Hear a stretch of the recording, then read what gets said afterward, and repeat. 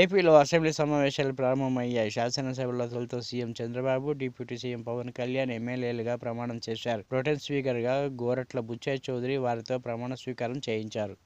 శ్రీ కొణిదెల పవన్ కళ్యాణ్.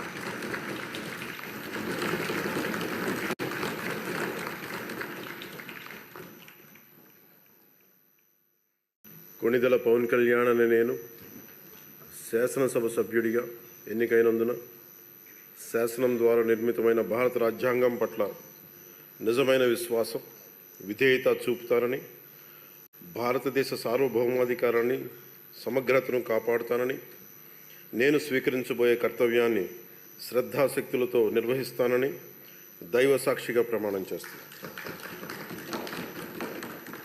ఆంధ్రప్రదేశ్ శాసనసభ సభ్యుడైన కొణిదెల పవన్ కళ్యాణ్ అనే నేను సభా నియమాలకు కట్టుబడి ఉంటానని, వాటిని అనుసరిస్తానని, సభా మర్యాదలను పాటిస్తానని, సాంప్రదాయాలను గౌరవిస్తానని దైవ సాక్షిగా ప్రమాణం చేస్తున్నాను.